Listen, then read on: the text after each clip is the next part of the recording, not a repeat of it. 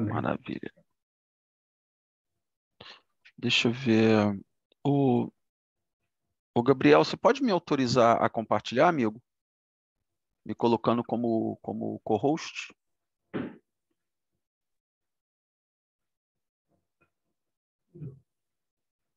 Posso? Posso. Beleza. Então, deixa eu compartilhar uma tela aqui com vocês.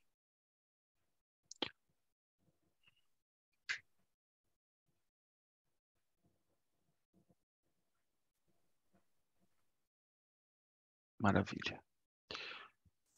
Estão vendo meus slides aí, né? Acredito que sim. Bom, então, Sim, pessoal, muito nós. boa. Legal. Então, muito boa tarde. Primeiramente, agradecer ao convite de estar mais uma vez aqui falando para vocês. Algumas carinhas conhecidas aqui, estão bem bacana. Espero que o nosso papo hoje possa ser um papo de reflexão, né? Uma vez que na prece do Bené, não sei se vocês prestaram bem atenção, às vezes a gente fica muito imerso nas nossas vibrações, mas o Bené falou uma coisa interessante que vai ao encontro, e até a leitura preparatória também, que vai ao encontro do que a gente vai conversar aqui hoje, que é os bem-aventurados os aflitos, né? É o Evangelho segundo o Espiritismo. A gente vai falar dos itens 14 a 22. Então, quando a gente fala assim, que Deus, que Jesus possa nos abençoar e que a nossa corrente chegue aos aflitos, a gente vai falar um pouquinho disso hoje, porque os aflitos nem sempre são aqueles que estão em completo sofrimento, mas aqueles também que não estão em sofrimento ou não sabem que estão em sofrimento, podem ser um pouco aflitos também. E a gente vai discutir um pouquinho isso aqui hoje. Espero que a gente possa refletir sobre o que a gente vai conversar aqui hoje e, acima de tudo, que a gente possa continuar as nossas pesquisas, os nossos estudos, para buscar cada vez mais informação para que a gente fique bastante consciente dessa nossa jornada aqui. Então, vamos lá.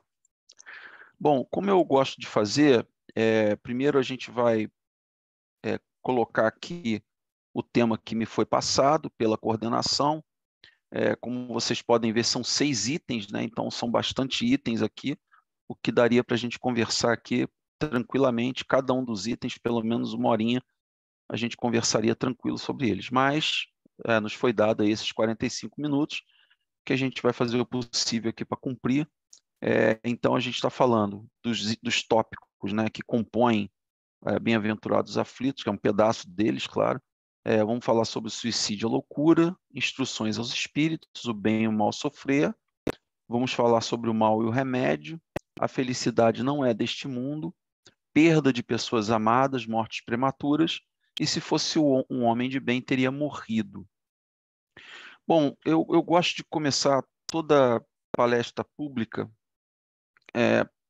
passando um pouquinho sobre a codificação espírita, porque é a base, é a nossa fundação para o nosso conhecimento como espíritas. Então, eu acho isso interessante a gente passar um pouquinho sobre a codificação para a gente entender em que momento, em que parte nós estamos falando. Então, isso aí é uma ordem cronológica de como foi escrita a codificação por Kardec, desde do primeiro livro, que é o Livro dos Espíritos, de 1857, até passando pelo seu desencarne e até pelas obras póstumas em 1890. Vocês veem que foi um tempo bastante significativo de estudos e codificação de Kardec. E eu gosto de colocar isso aqui também porque eu acho que dá um embasamento bastante interessante para nós que estamos estudando, conhecendo, nos aprofundando e até mesmo como replicadores da doutrina espírita, a gente saber qual foi a derivação de cada um dos livros que Kardec escreveu. Então, por exemplo, o livro que a gente vai conversar aqui um pouquinho hoje, ele vem da parte terceira do Livro dos Espíritos das Leis Morais. Então, do capítulo 1 ao capítulo 12 é que basicamente compõe o Evangelho segundo o Espiritismo. Isso aqui, essa formatação não é minha, essa formatação é da FEB, mas eu acho bastante interessante porque dá um arcabouço de conhecimento para que a gente entenda a doutrina espírita, para que a gente possa estudar a codificação de maneira que a gente compreenda o que cada uma delas significa dentro do livro principal, que é o Livro dos Espíritos. Bom, vamos falar um pouquinho sobre suicídio e loucura. É claro que aqui eu vou colocar algumas pinceladas, né, sobre o que está contido nos itens que a gente vai discutir, o que eu, na minha visão, julguei que seria pertinente para a gente trazer na tarde de hoje, mas, obviamente, eu não vou colocar todo o texto aqui, nem vou ficar lendo aqui, porque não é o objetivo.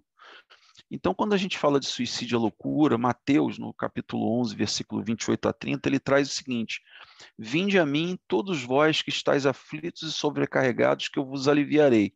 Tomai sempre sobre vós o meu jugo e aprendei comigo, que sou brando e humilde de coração, e achareis repouso para vossas almas, pois é suave o meu jugo e leve o meu fardo. Por que que eu coloquei isso aqui? Quando a gente fala de suicídio e loucura, são dois temas bastante complexos e, de novo, eles dariam para a gente explorar bastante aqui dentro da nosso estudo sobre a doutrina espírita. Mas, principalmente com relação ao suicídio, que você atenua a sua existência, e a loucura, por muitas vezes, apesar de você ter os fenômenos do seu corpo orgânico, do seu corpo fisiológico, a loucura também ela caminha um pouquinho ali no lado da obsessão. E é muito importante a gente observar tanto um quanto o outro e não julgar, que eu acho que a maioria de nós, mesmo que nós não tenhamos essa intenção, a gente julga.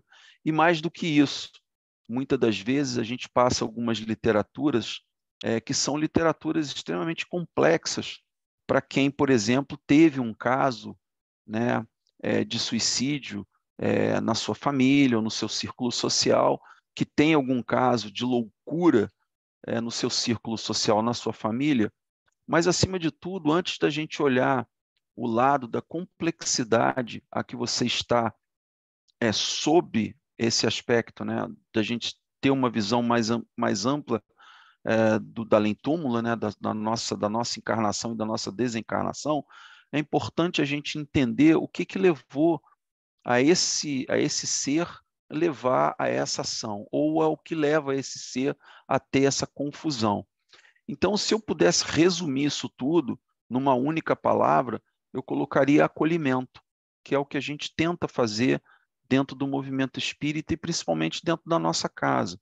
Então, antes até da gente passar para uma narrativa, mesmo que construtiva, do que é o suicídio, antes de passar uma narrativa construtiva do que é a loucura, quando essa levada à obsessão, perdão, quando essa está junto à obsessão, o mais importante é acolher.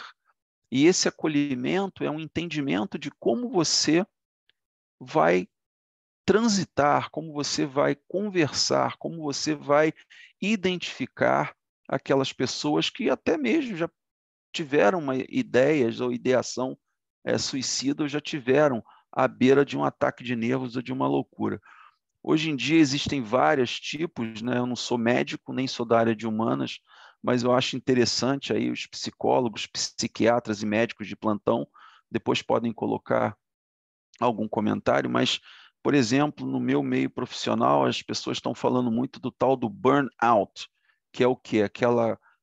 Simplesmente aquele apagão que te dá, que você já não aguenta mais, que você está à beira de um ataque de nervos, você está à beira da loucura.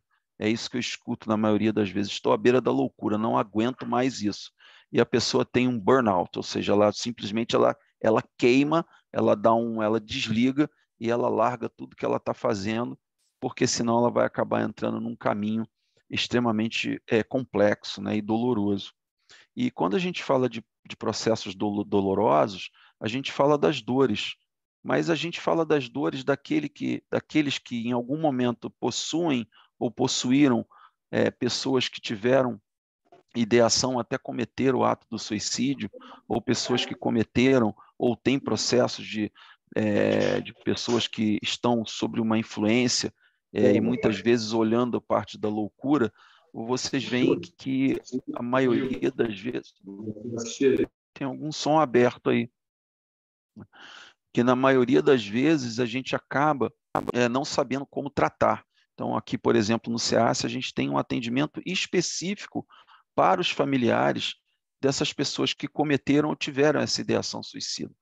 Então, se eu puder trazer alguma coisa que conforte, é o acolhimento, é a melhor coisa, é não julgar, porque nós não sabemos o que aconteceu no pretérito, e o meu pretérito aqui, não estou falando do pretérito dessa existência, mas do pretérito das nossas várias existências, e eu estou falando também no que ele está sentindo naquele momento do porvir, né? A desesperança, você não ter mais a satisfação à vida, ou até mesmo você ser levado ao seu limite, ao ponto de você ter, por exemplo, um ataque de nervos e ser levado a uma loucura, né? Como eu falei aqui, no que tange o aspecto profissional, mas eu vejo que muitas vezes, mesmo sem ser no ambiente de trabalho, até no ambiente familiar, você acaba sendo levado ao seu limite. E eu acho que eu gostaria de trazer aqui para vocês, e de novo, são pequenos trechos, porque nós não teríamos como conversar disso profundamente pelo nosso tempo, mas tem um livro chamado Caminhos da Volta, Psicografia de Chico, e nesse caso, Emmanuel que nos traz uma mensagem, no capítulo chamado Quase Suicida, e eu trouxe essa frase para que a gente possa refletir sobre isso. Que ninguém pode te medir a dor, mas urge reconhecer que, por mais que soframos, há sempre alguém na travessia de obstáculos maiores. Então, muitas das vezes, a gente não reconhece ou não entende por que determinada pessoa passa por processo, por exemplo, depressivo. Às vezes a gente fala.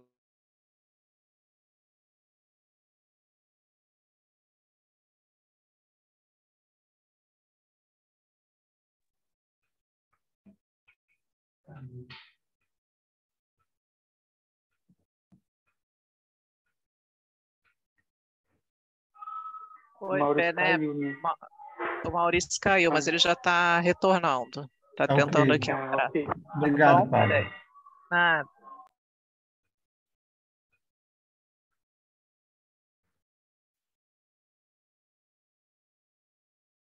Deixa eu voltar. Pessoal, desculpa aí, não sei o que aconteceu, mas acontece. Vamos lá, deixa eu compartilhar aqui novamente.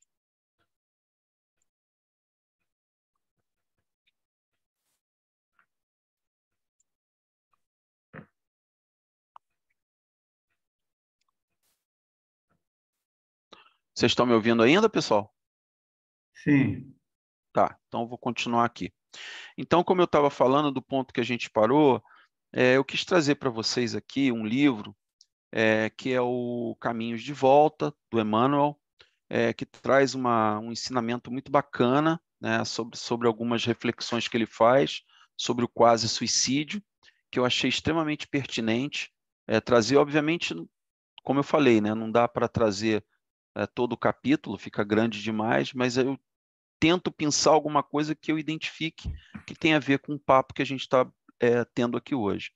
Então ele coloca que ninguém pode medir a dor, ninguém te pode medir a dor, mas urge reconhecer que por mais que soframos, há sempre alguém na travessia de obstáculos maiores. Então, como eu estava falando, muitas das vezes a gente não consegue, por exemplo, admitir ou não consegue entender que tem pessoas e que têm problemas muito maiores do que os nossos. E muitas das vezes a gente, por um problema bastante pequeno e insignificativo, a gente tende a entrar quase que num processo depressivo, né? Então, a gente, principalmente as pessoas que têm uma tendência maior a ser bipolar, por exemplo, né? Então, qualquer coisa que saia fora do contexto, a pessoa acaba entrando num processo depressivo. E isso a gente não pode, como eu falei antes, a gente tem que acolher, a gente não pode julgar, porque muitas das vezes o pequeno problema da pessoa pode ser para nós pequeno, para ela pode ser muito grande. E assim sucessivamente, né? Os obstáculos eles estão aí, tem pessoas que têm obstáculos muito maiores do que o nosso, e a gente consegue ultrapassar e consegue sair do outro lado. Então, eu repito o que eu falei há 5 minutinhos atrás, que a maior benesse que a gente pode ter nesses momentos, e até o que traz o próprio Evangelho segundo o Espiritismo, é a gente ter o acolhimento, é a gente saber acolher essas pessoas da melhor maneira possível. E, claro, existem várias literaturas de apoio, né, como André Luiz, ou como Dona Ivone Pereira, Humberto de Campos, enfim, a gente pode citar vários aqui, tem gente que tem esse conhecimento muito maior do que o meu, mas eu acho que o importante aqui é a gente acolher, a gente ter isso bem nas nossas mentes, que o acolhimento é o melhor remédio para isso. Bom, indo adiante, a gente vai falar sobre o bem e o mal sofrer. E eu pensei esse pedacinho aqui do Evangelho segundo o Espiritismo, que eu me permito ler para vocês, para a gente refletir em cima disso. Quando Cristo disse, bem-aventurados os aflitos, o reino dos céus lhe pertence. Pode então traduzir-se assim, bem-aventurados os que têm ocasião de provar a sua fé, sua firmeza, sua perseverança e sua submissão à vontade de Deus, porque terão centuplicada a alegria que lhes falta na terra, porque depois do labor virá o repouso. Quem trouxe isso, né, foi o espírito de Lacordaire, Havre, em 1863.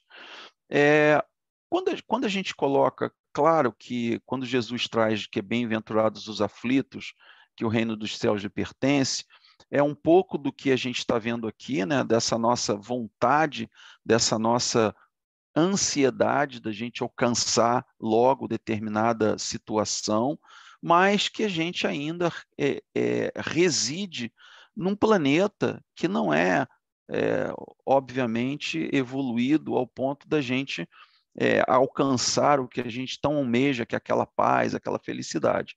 Então, muitas das vezes, nós temos que ter o nosso componente de fé na nossa fórmula, né? A ciência, ela refuta um pouco isso, apesar que os estudos têm avançado em função disso, mas você tem que ter aquele teu componente de fé, aquele coeficiente que você coloca em determinada fórmula para você chegar a um resultado final. E esse coeficiente, às vezes, você não pode ter a plenitude provada, você tem que supor. Então, aqui, a gente supõe que nós temos fé, porque uma vez que você não tem essa fé, vai ser muito difícil você atravessar toda uma existência. E assim, pode ser uma existência que aos olhos de muitas pessoas pode ser uma existência boa, ao ponto de falar, aquela pessoa não tem problema, e você não saber o que está envolto, né, quando ela se recolhe ao seu lar, o que está envolto quando ela se recolhe aos seus aposentos, quando ela se recolhe no seu íntimo. Então, quando Jesus traz isso, bem-aventurados os aflitos, nessa questão de você ter a sua firmeza, a sua perseverança e a vontade realmente de fazer com que aquilo dê certo. Eu trago um outro livro aqui bastante interessante, que é O Lampadário Espírita. É um livro que, por exemplo, eu não tenho o menor problema de falar para vocês, eu li algumas partes desse livro, mas é um livro que vale muito a pena ser lido, principalmente quando Joana traz essas reflexões sobre o bem e o mal, quando você está em sofrimento. E eu peguei um pedaço aqui que eu acho que é bastante interessante para esse nosso papo de hoje. Quando te entregas ao desânimo e o espalhas, conspira contra a ordem natural e o equilíbrio e o progresso da vida. É pernicioso o mal sofrer, malbaratando a oportunidade de aproveitar bem a lição do sofrimento. Se cultivas os cogumelos do pessimismo, respiras evidentemente em clima das sombras. E é legal, né, que tem duas coisas aqui que eu achei espetacular da frase dela, que é um pequeno pedaço, um ínfimo pedaço de toda a literatura. Isso está no capítulo 34. É pernicioso o mal sofrer, malbaratando a oportunidade de aproveitar bem a lição do sofrimento.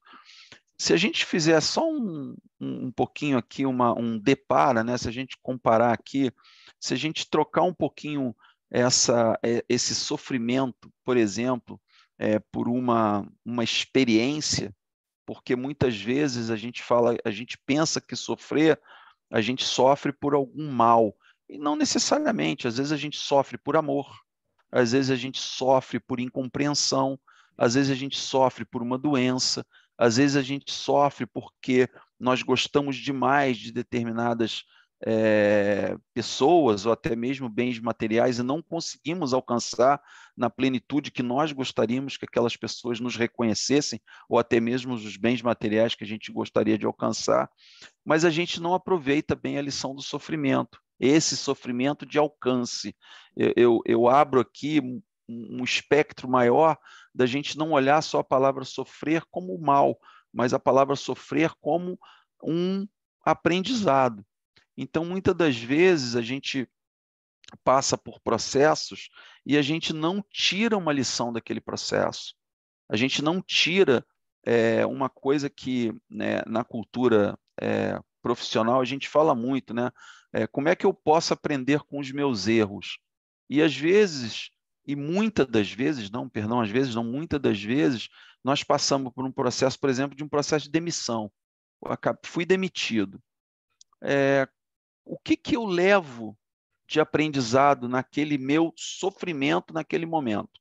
Então, por exemplo, se é uma pessoa que acabou de ser demitida, mas ela tem ali um pouquinho de economia, ou então já estava na hora, já estava chegando no momento de descansar, de fazer outras coisas, o que ela aprendeu de lição? O que fez com que a empresa tomasse essa posição? Muitas das vezes nós agredimos a nós mesmos e as outras pessoas, dizendo: foi uma perseguição, eu fui perseguido, porque e talvez você nem se tocasse e você não tivesse uma reflexão bastante íntima que você poderia estar fazendo aquela pessoa sofrer com a maneira que você agiu ou que você estava agindo. Então, muitas das vezes, a gente não tira essa lição de aprendizado. E isso aqui me chamou muita atenção. E aí a gente fica cultivando os cogumelos do pessimismo. Por quê? Porque ela coloca que os cogumelos, acho que é isso da minha interpretação, que ele acaba, né, o cultivo do cogumelo, ele muitas das vezes é em caverna, né? São em climas úmidos e de sombra. Então, ela coloca que se a gente cultiva esse tipo de cogumelo de pessimismo, a gente vai entrar no clima das sombras. E o clima das sombras não é saudável. Por quê? Porque acaba levando a gente para outras searas, acaba levando a gente para outros tipos de pensamento que podem ocasionar uma confusão mental não saudável para esse momento. Falar um pouquinho sobre o mal e o remédio. Então, de novo, peguei um pedacinho da mensagem que Santo Agostinho trouxe para nós em 1863 em Paris. Os momentos das mais fortes dores lhe serão as primeiras notas alegres da eternidade. Sua alma se despenderá e de tal maneira do que o corpo, de maneira do corpo que, enquanto ele se estorcer em convulsões, ela planará nas regiões celestes, entoando com os anjos hinos de reconhecimento de glória ao Senhor.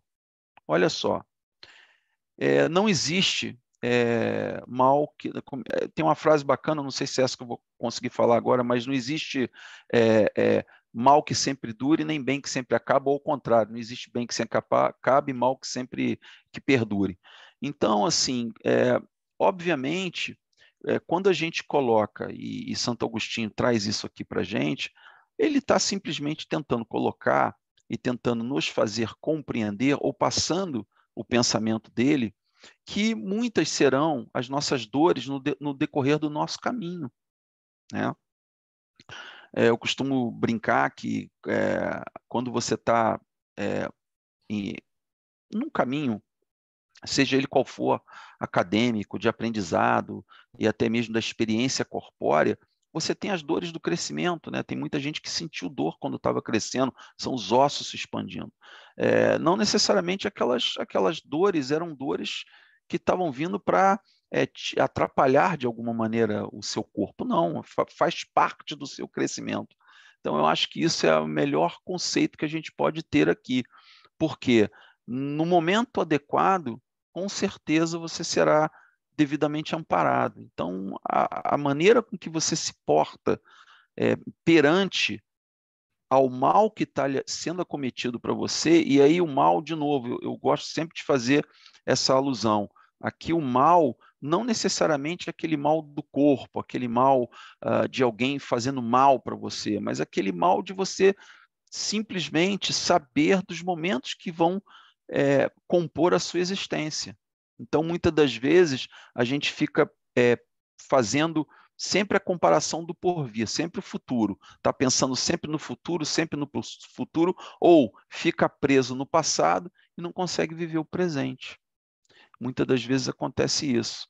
Então, o que Santo Agostinho traz aqui para a gente é claro que os momentos que antecedem, né, a sua evolução, e aqui a gente está nesse planeta para evoluir, você será marcado por dores, você vai ser marcado por diversos tipos de dificuldades que farão com que você tenha necessariamente, que você acolha isso, que você internalize isso, para que você tenha necessariamente a sua evolução. Então, isso é bastante interessante. E aí, eu trago uma pergunta aqui do Livro dos Espíritos. Por quê? Porque tudo que a gente está falando aqui, a gente está falando da nossa existência corpórea, o que a gente tem a capacidade de entendimento hoje, na nossa visão material, do berço ao túmulo. A gente ainda não tem condições de ter uma capacidade de análise do pretérito e uma capacidade de análise do futuro, do porvir, porque não nos foi dado esse conhecimento ainda, e ainda bem que não foi dado, porque eu não sei se a gente teria condições de carregar. Então, a pergunta 132 do Livro dos Espíritos, ela coloca que qual o objetivo da encarnação dos espíritos? E a resposta da espiritualidade foi: Deus lhes impõe a encarnação com o fim de fazê-los chegar à perfeição. Para uns é expiação, para outros missão. Beleza, aqui a espiritualidade já coloca o seguinte: olha, a sua encarnação ela não vai ser fácil. Já começa por aí. Por quê? De novo, de novo a gente vai falar, bater nisso. Você está no mundo de provas e expiações, não tem perfeição, tem pessoas que vão te maltratar, tem momentos na sua evolução espiritual que você vai passar por períodos bastante difíceis, mas você está, né, ou você está espiando, ou você está cumprindo uma missão. Mesmo quem cumpre uma missão passa por um N tipo de percalço, imagina nós com a nossa pequenez. Mas para alcançar essa perfeição, tem que sofrer todas as vicissitudes da existência corporal. Nisso é que está a expiação. Quando ele coloca aqui que tem que sofrer todas as vicissitudes da existência corporal, e nisso que está a expiação, eu às vezes eu sempre pensei isso, mesmo antes de ser espírita, né? Eu sempre achei que o nosso corpo humano era um corpo extremamente frágil, era um corpo extremamente, né? A nossa caixa é frágil, né? Você pega um corpo humano que cai de uma moto a menos de 1 metro do chão, faz um estardalhaço danado. Às vezes você dá uma topada no chão, né? A gente, quem gostou de jogar bola aí, estava jogando bola descalço, chuta um pedacinho de pedra, um pedaço de chão, pronto, abre o dedo. Então, nós somos muito frágeis, e essas vicissitudes é próprio da existência corporal. Nós somos frágeis, e ainda trazemos a nossa imperfeição de outras vidas, porque a gente pode ter magoado o nosso perispírito em outras vidas, e essas mágoas são impressas nessa vida presente. Então, assim, tem essas vicissitudes da existência corporal, é para a gente ganhar essa musculatura espiritual para poder chegar onde a gente pretende chegar. Caminhando, visa ainda outro fim a encarnação, de pôr o espírito em condições de suportar a parte que lhe troca na obra da criação. Isso aqui, para mim, ele tá dizendo de uma maneira bastante clara o seguinte: olha, vocês ainda não entendem nada, vocês não têm nem condição de entender a existência de vocês, quanto mais a criação. Então, segura a onda aí, porque vocês têm muito para aprender. E para executá-la é que cada um, em cada mundo, toma o espírito um instrumento de harmonia com a matéria essencial desse mundo, a fim aí de cumprir daquele ponto de vista as ordens de Deus. É assim, concorrendo para a obra geral, ele próprio que se adianta. Bom, não precisa dizer que em cada mundo toma o espírito um instrumento, é porque neste mundo, neste planeta Terra, nós temos essa veste orgânica, essa veste carnal. Em outros mundos a gente sabe que quanto mais evoluído, mais etéreo, mais sutil é a nossa composição física. Então, muitas das vezes, não seremos assolados, por exemplo, com doenças que tem aqui no nosso planeta Terra. Eu acho que alguns aqui já me conhecem, que eu sou bastante apaixonado por filmes de ficção, principalmente Guerra nas Estrelas, Star Trek, e tem um filme já bastante antigo, que um dos médicos da tripulação da Enterprise, eles voltam no tempo e vêm no planeta Terra. Eu vou resumir. E eles vão no hospital. E quando o médico chega no hospital, ele fala assim, pô, o que você está fazendo? Ele falou, não, ele está fazendo hemodiálise. Mas por quê? Ué, porque o rim dele parou de funcionar. Nossa senhora, que coisa. Mas a gente voltou para a Idade Média. Ele pegou a ferramenta dele, fez pi, pi, pi, pi, pi, pi, aí deu uma pílula para o cara, aí muda a cena, tá a pessoa andando, tô curada, tô curada, tô curada. Quer dizer, ele já era tão já sutil, né, já tinha aperfeiçoado tanto, né, que aquilo já não era mais um problema para o invólucro carnal, que ele estava muito mais adiantado no tempo, mesmo estando no planeta Terra, né? E se a gente fizer uma alusão, né, eu estava comentando, inclusive, ontem com um casal de amigos, que há menos de 200, 300 anos atrás, a gente morria se tivesse uma inflamação no dente, porque não tinha penicilina, não tinha nada que pudesse curar a nossa infecção. Vamos caminhando. Bom, chegando aqui, a felicidade não é deste mundo. Aqui é bastante interessante. Foi um dos primeiros temas que eu estudei no CEAS e também no ESG, que é muito interessante. E a gente traz aqui um pequeno trecho, né? E aí, dessa vez, quem traz é François Nicolas Madeleine, cardeal de Molot, também trouxe essa mensagem em Paris na data de 1863. Os que pregam que ela é a única morada do homem e que somente nela e numa só existência que se lhe cumpre alcançar o mais alto grau das felicidades que a sua natureza comporta, iludem-se e enganam-se os que os escutam. Bom, eu não preciso nem dizer, eu acho que aqui está bastante claro que a gente tem uma ansiedade muito grande em ser feliz, principalmente a geração mais nova. Eu tenho visto muito isso, as pessoas abrindo mão de determinadas etapas da vida porque elas têm uma necessidade de serem felizes.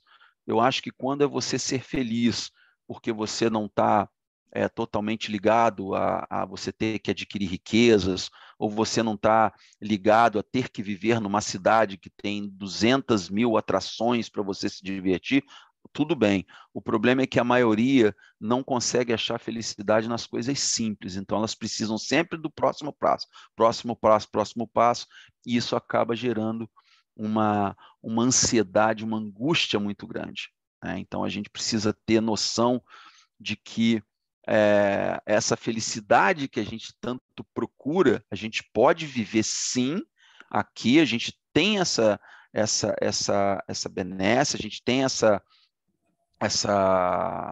vantagem de nós estarmos aqui encarnados, aprendendo, a gente pode ser feliz. Ah, mas eu não vivo num mundo justo. Welcome to the jungle, né? Bem-vindo à floresta, porque não é mesmo. Porque você está num mundo que não está ainda, está longe de ser um mundo perfeito, está longe de ser um mundo justo. Mas é o que temos para o momento, né? Eu escuto isso há muito tempo, é o que temos para o momento. Então a gente precisa perseguir a felicidade, de novo, vou bater nessa tecla, nos pequenos momentos, e não perseguir uma felicidade que você simplesmente fica sempre pensando no futuro. E aqui eu indico um filme, que é um filme que o seu Eduardo, ele não está aqui hoje, mas ele passava muito no ESG para a gente, né? A Felicidade Não Se Compra. É um filme espetacular, acho que é de 1949, sei lá, ou antes da guerra, não sei. E ele fala exatamente isso, quer dizer, o ator principal, ele tinha tudo que uma pessoa pode ter. Ele tinha saúde, ele tinha os amigos, ele tinha uma família maravilhosa, mas ainda assim ele estava buscando sempre algo mais, como, por exemplo, ele queria, porque queria viajar, queria morar em outra cidade, queria morar em outro país. E ele não conseguia se convencer de que aquilo que ele vivia, que aquilo que ele tinha, era muito melhor do que qualquer coisa que ele estava almejando.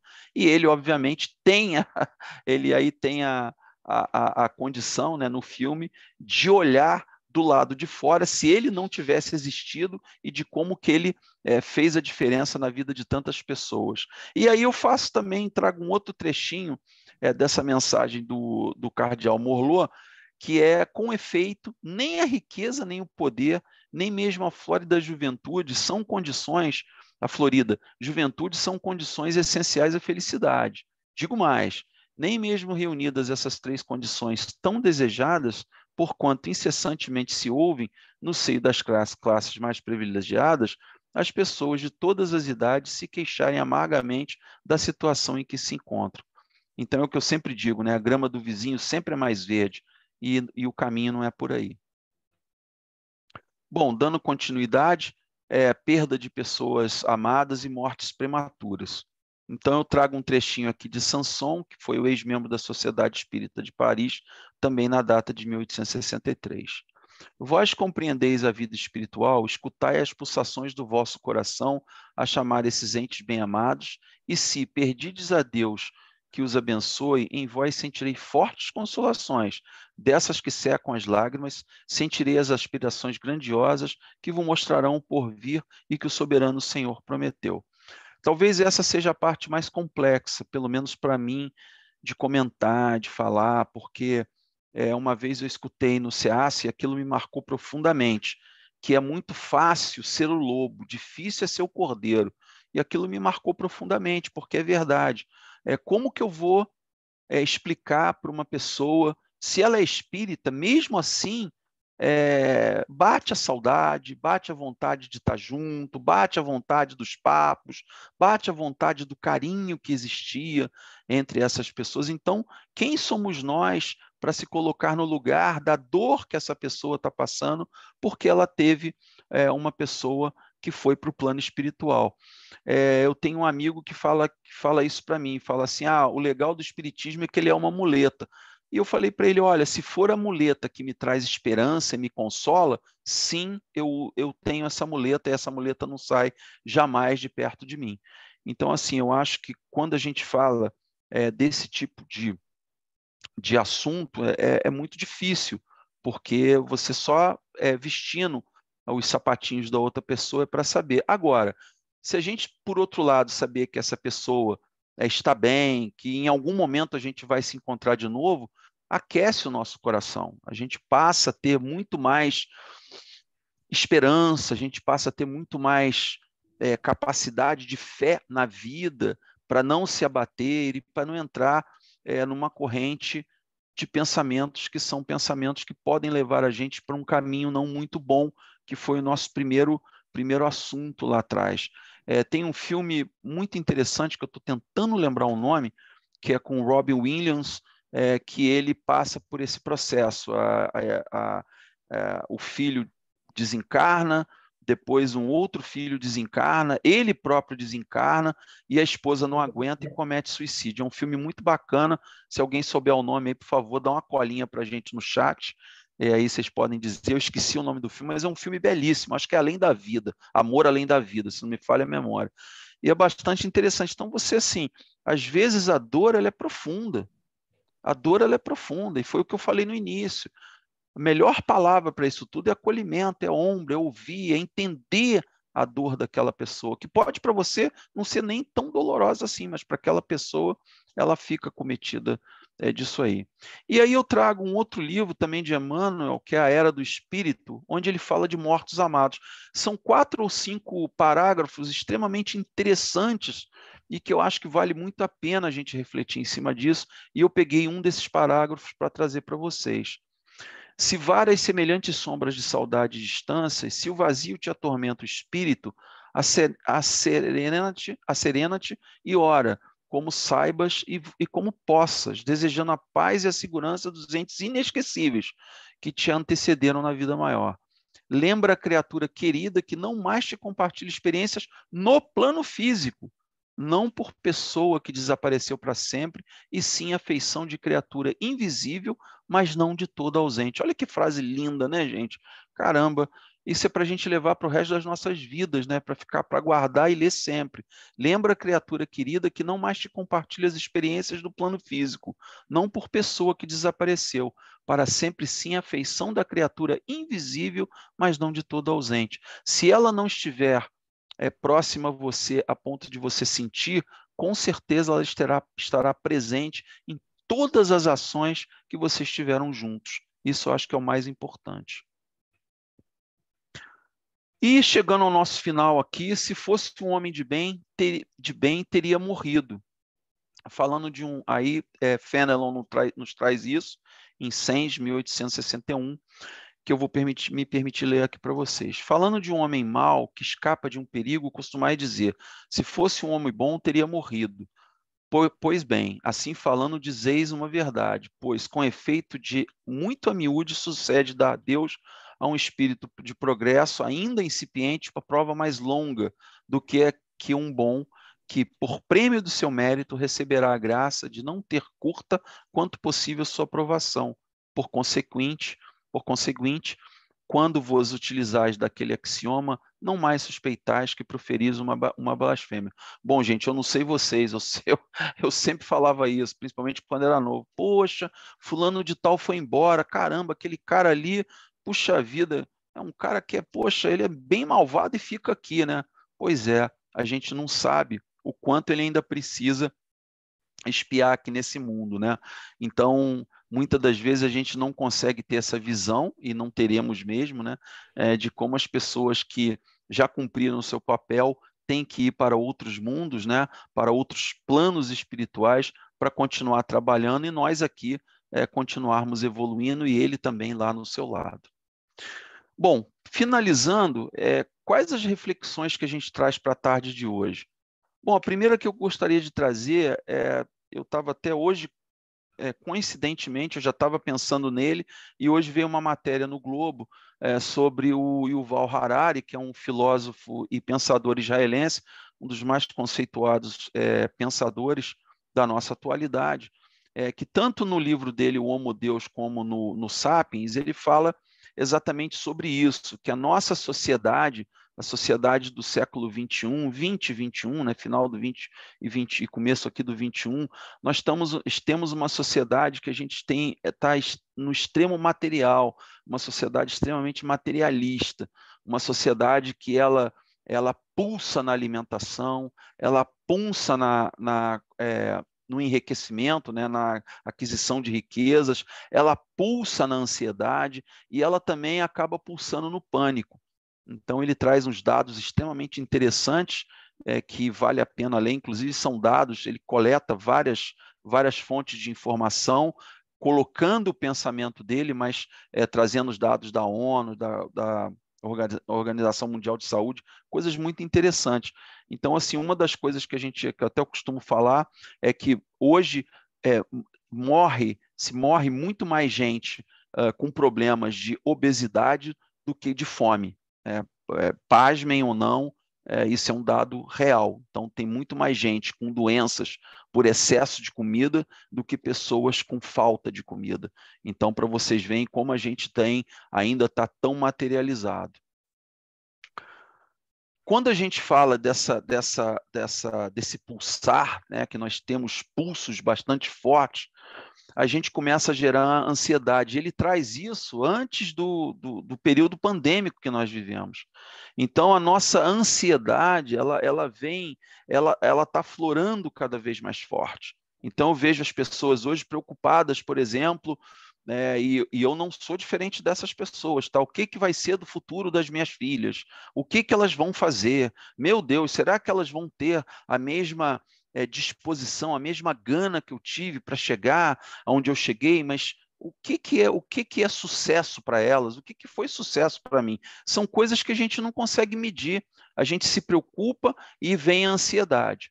Eu estou dando um exemplo até bem tranquilo. Existem outras ansiedades. Meu Deus, o que vai acontecer comigo se eu perder o emprego? Meu Deus, o que vai acontecer comigo se eu chegar no final do mês e não conseguir pagar essa conta? Essa ansiedade, ela acaba gerando um pânico. Então, hoje, e principalmente isso veio pós-pandemia, nós vimos milhares de pessoas com crise de pânico. né? E quando vem o pânico, vem o medo. Quando vem o medo, é uma portinha aberta, por exemplo, a você entrar num processo depressivo. Eu coloco aqui que para a gente viver num mundo onde a gente precisa entender, né, que os bem-aventurados são os aflitos, a gente precisa das 3 torres do autocontrole, que eu gosto muito disso. Isso eu aprendi lá fora e eu trago para a minha vida, tanto pessoal quanto profissional. Quais são as 3 torres do autocontrole? A primeira torre é se eu posso controlar e influenciar, eu estou bem, porque eu consigo gerir esse processo.